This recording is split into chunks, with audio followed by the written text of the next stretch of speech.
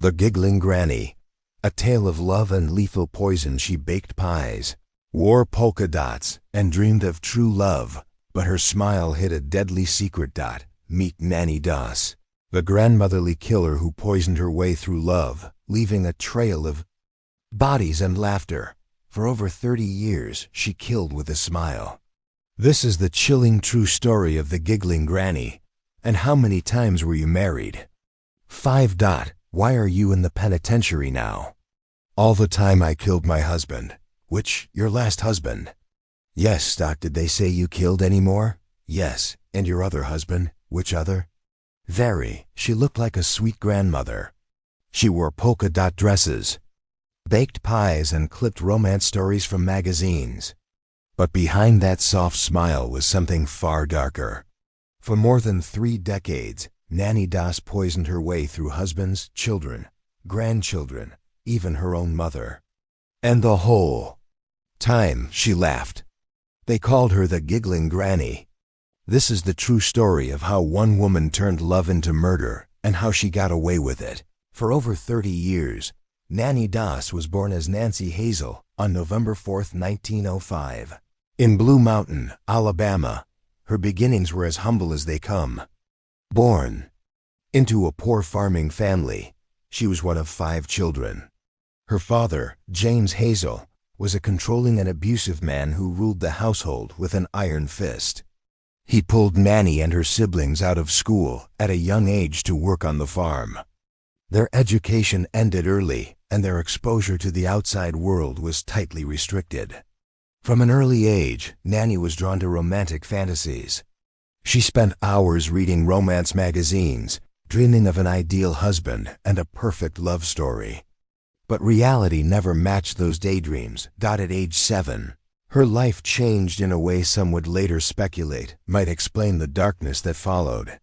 While on a train ride with her family, Nannie hit her head hard against a metal seat. When the train jolted to a stop, she was knocked unconscious. For years afterward, she complained of headaches, blackouts, and mood swings. Whether this injury triggered psychological damage or simply gave her an excuse later in life remains unknown. As she grew into adolescence, Nannie's longing for love intensified. She wanted to escape her father's grip and the drudgery of farm life. She found her chance at age 16 when she married her first husband, Charlie Braggs, a co-worker at the linen factory where she worked. Her father approved of the match, likely because Charlie lived with his mother and came from a stable background. But Nannie's search for true love had only just begun. What followed was a trail of destruction, masked by wedding rings and polite smiles. Nannie's first marriage to Charlie Braggs in 1921 seemed like the beginning of a new life. They had 4 daughters together, and at first, the couple appeared happy, but the relationship quickly soured. Charlie later claimed Nannie was a heavy drinker and prone to unpredictable behavior. She, in turn, said he was controlling and emotionally distant. Both accusations may have been true. The real fracture in the marriage, however, may have been Charlie's mother. The couple lived with her, and Nannie reportedly despised her mother-in-law, who was domineering and constantly interfered in their relationship. The tension in the home escalated, and over the next few years, tragedy struck.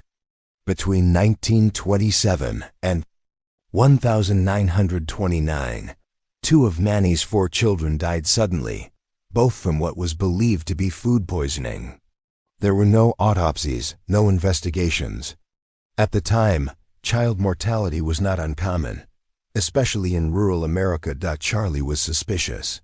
He felt that Nannie had something to do with the deaths of their 2 children. By 1929, Charlie had enough. He took their eldest daughter, Melvina, and fled, abandoning Nannie and their younger daughter, Florini. When he returned a year later, it wasn't to reconcile. He had met someone else and wanted nothing more to do with Nannie. He left the children with her, officially ending their marriage. After her divorce, Nannie seemed eager to start over. And she didn't waste time. She began answering Lonely Hearts ads in romance magazines, seeking her next great love. In 1929, she married again, this time to a man named Frank Harrelson. The relationship began like a fairy tale, full of poetry and promises. But behind the scenes, Nannie was developing a darker habit, using poison, specifically arsenic and rat poison, which were easily accessible at the time. Frank turned out to be an alcoholic with a criminal record. Their marriage quickly deteriorated. Despite this, they remained together for 16 years. Then, in 1945, after a particularly violent night of drinking and assault, Nannie had enough. She spiked his corn whiskey with rat poison. He died within days. No one questioned the death. The cause was listed as liver failure, a common conclusion for heavy drinkers. Nannie collected his insurance policy and moved on. She would later claim she killed him in self-defense, but there was no police report, no documentation of the alleged. Abuse only her word and her laugh. Frank Harrelson was just the beginning. In 1945, shortly after the death of her second husband, her daughter Melvina, who was now married, gave birth to a healthy baby boy. Nannie was present in the hospital room. According to Melvina, she saw her mother stick a hat pin into the baby's skull while she drifted in and out of consciousness from anesthesia. The child died shortly after birth. Though the medical staff claimed the death was natural, Melvina remained haunted by what she thought she saw. The situation escalated further that year. Melvina already had another son named Robert. After an argument with her mother, Melvina left Robert in Nannie's care while she went out for the evening. By the time she returned, the baby was dead. Nannie said he had simply stopped breathing. Melvina later claimed she found receipts or paperwork, suggesting Nannie had taken out a life insurance policy on the child. Their relationship became strained and distant. In 1945, another tragedy struck the family. Nannie moved in with her sister Dovie. Dovie had been sick for some time, bedridden and vulnerable. Within days of Nannie's arrival, Dovie died suddenly. The death was ruled natural, and Nannie offered to help make funeral arrangements. She played the grieving sister. A few months later, her mother, Louisa Hazel, came to visit. Nannie greeted her warmly, and the two reportedly got along well. But within days, Louisa also died. Again, there was no investigation. At the time, no one suspected foul play. Deaths in elderly family members didn't raise alarms, especially when delivered with a grieving daughter's calm explanation. None of these deaths triggered serious suspicion. Nannie was seen as a helpful, cheerful relative. She baked pies, cared for sick family members, and kept smiling through each loss. What no one realized was that Nannie Doss was methodically eliminating people who inconvenienced her, disappointed her, or simply got in her way. Husbands, children, grandchildren, it didn't matter. She wanted peace, comfort, and sometimes a payout. And as long as no one asked questions, she had no reason to stop. After killing Frank Harrelson, her grandchildren, her sister, and her mother, Nannie Doss felt emboldened. Her methods had worked clean, quiet, and undetectable. And best of all, no one had questioned her. Poison became her signature. Later that same year, she responded to another Lonely Hearts ad and married Arlie Lanning, a laborer from Lexington, North Carolina. They had known each other for just days. Nannie moved into his home and immediately played the role of a sweet, church-going wife. To the neighbors, she was warm and friendly, always baking, always smiling. But inside the house, it was a different story. Arlie was a drinker and often absent, and Nannie didn't like being ignored. As she had done before, she began subtly poisoning his food. She mixed arsenic into meals, often stews or soups, where the bitter taste could be masked. Arsenic poisoning mimics symptoms of natural illness: nausea, vomiting, abdominal pain, and weakness. It can look like food poisoning or a sudden heart attack, especially if the victim already had underlying health issues. Arlie fell sick over several weeks, gradually weakening. When he finally collapsed and died, the doctors chalked it up to heart failure brought on by years of drinking. No one suspected foul play. After all, his grieving wife had stayed faithfully by his side, baking, praying, smiling. Soon after Arlie's funeral, the home they shared, which legally belonged to his family, mysteriously burned to the ground. Nannie collected the insurance payout. She then moved in with Arlie's elderly mother to care for her. Within days, the old woman was dead too. Again, no autopsy. Again, no questions. Nannie left North Carolina quietly, moving to Kansas in 1952. That's where she met her fourth husband, Richard Morton, a clean-cut man from Emporia. He didn't drink, didn't gamble, and seemed like the calm, stable man she had been searching for. But it wasn't enough. Within months, Nannie discovered that Richard had been corresponding with other women. To her, it was a betrayal, and for that he had to pay. She returned to her familiar method. Small doses of arsenic were added to his food over several days. At first, he seemed to have the flu. Then he weakened further: nausea, vomiting, dehydration, organ failure. Within a week, Richard was dead. There was no investigation, just another widowed woman grieving her late husband with no evidence to suggest otherwise. By now, Nannie had killed 3 husbands using poison. Each time, she played the grieving spouse flawlessly. Each time, doctors assumed the deaths were natural. And each time, Nannie moved on without consequence. But her final victim would prove to be her last. The pattern she had perfected over decades was about to unravel. In 1953, Nannie met her 5th and final husband, Samuel Doss, through a Lonely Hearts column. He was a clean-cut, conservative man, a Nazarene minister from Tulsa, Oklahoma, who had recently lost his wife and one of his children in a tornado. Samuel was looking for companionship and stability. Nannie, as always, was looking for love. They married quickly, but things soured almost immediately. Samuel was strict, frugal, and expected Nannie to live modestly. He didn't allow her to read romance magazines or watch television, 2 of her favorite pastimes. He even controlled how much money she could spend. To Nannie, he represented everything she hated in a partner: dull, controlling, and emotionally distant. She left him shortly after the wedding and returned to Alabama. But when Samuel apologized and promised to change, she came back under one condition: that he add her to his bank account and take out 2 life insurance policies, naming her as the beneficiary. In September 1954, shortly after her return, Samuel was hospitalized with a severe digestive illness. He recovered and returned home, believing he had survived a bout of food poisoning. But Nannie wasn't finished.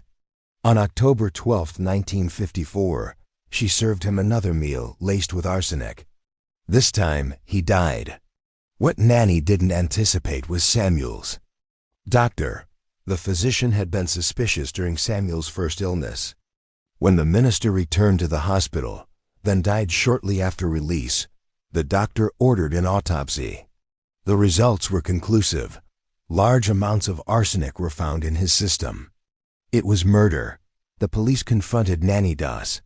At first, she played the grieving widow, crying and shaking her head. But when they pressed her, something snapped. She began to laugh. She confessed quickly, but not just to Samuel's murder. Over the following days, Nannie calmly and cheerfully admitted to killing 4 of her husbands. Then she added more names: her mother, her sister, 2 of her children, her grandson. The list grew longer with each interview. Nannie Doss had finally been caught. And for the first time in decades, the trail of death behind her was finally being uncovered. Nannie Doss shocked investigators, not with the details of her crimes, but with how casually she spoke about them. She showed no remorse, no grief, no fear. Instead, she smiled, she laughed, and she joked. During questioning, Nannie admitted to killing 4 of her 5 husbands. She gave reasons that, to her, made perfect sense.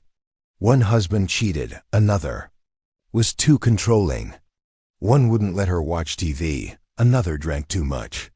She described their murders with calm precision and then giggled. I was searching for the perfect mate, she said. He wouldn't let me read my stories, so I put rat poison in his coffee. She added with a chuckle. Nannie Doss's arrest and confession stunned the nation. It wasn't just the body count that shocked people. It was the way she confessed. The grandmotherly woman who wore floral dresses and baked pies had quietly murdered her way through at least 11 victims, all while smiling sweetly and laughing about it. In a time when most serial killers were thought to be male, violent, and mentally unhinged, Nannie challenged every stereotype. Her crimes weren't committed in dark alleys or isolated woods. They happened around the dinner table, in bedrooms, and on quiet porches. She used poison slow, quiet, and difficult to detect, and she used it on the people closest to her. Public reaction to the case was a mixture of fascination and horror. Newspapers covered her story with sensational headlines. Reporters gave her nicknames that reflected the disconnect between her appearance and her actions. The Giggling Granny, the Jolly Black Widow, the Self-Made Widow. She leaned into it, even posing for photos with a grin. The media frenzy only fueled her bizarre behavior. Some ran photo spreads of Nannie smiling in custody, while others published hand-drawn timelines of her 5 marriages, each ending in death. Despite her confession to 11 murders, Nannie Doss was only ever prosecuted for one, the death of Samuel Doss. Why? Because Oklahoma had the strongest evidence and jurisdictional control. The state charged her with first-degree murder, and she pleaded guilty in May 1955. Given her confession and guilty plea, a trial wasn't necessary, and the judge sentenced her to life imprisonment. During the 1950s, women were rarely sentenced to death, especially in conservative states like Oklahoma. Juries and judges were often reluctant to impose capital punishment on women, particularly those who appeared elderly, maternal, or non-threatening. Nannie Doss was a smiling grandmotherly figure, which influenced how she was perceived. Even though she confessed to multiple killings, her demeanor disarmed many. She wasn't the image of a cold-blooded killer most people expected, even though she was exactly that. Prosecutors in other states, including North Carolina, Alabama, and Kansas, considered charging her for the other murders. But at the time, it was common practice to forgo multiple prosecutions when the suspect was already serving life without parole. It was seen as unnecessary and costly to transport her between states, especially since she posed no ongoing public threat. The trial received massive press coverage, but only for its bizarre tone. The image of a smiling grandmother calmly confessing to a string of poisonings captivated the country. Nannie Doss spent the next 10 years in prison at the Oklahoma State Penitentiary. Even behind bars, she maintained her cheerful persona. She spent her time reading romance magazines, crocheting, and smiling for the occasional visitor or reporter. One prison worker later said, "You'd never guess she was a killer. She acted like someone's grandmother baking cookies for the church." But the giggling eventually stopped. On June 2, 1965, Nannie Doss died of leukemia in the hospital ward of the Oklahoma State Penitentiary. She was 59 years old. There was no large funeral.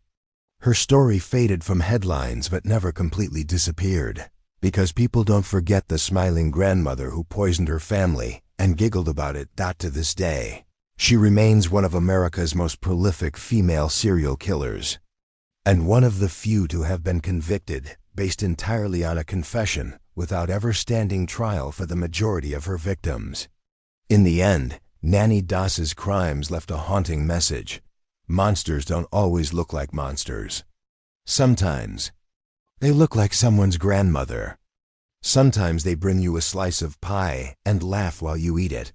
If this story touched your heart, don't let it fade into silence. Every missing person is more than a name, they're a life, a memory, a voice that still matters, if you believe. Stories like this should never be forgotten. Please like, share, and subscribe to help keep their memory alive. Together, we honor the lost. Together, we give silence a voice. Because remembering isn't just love, it's justice.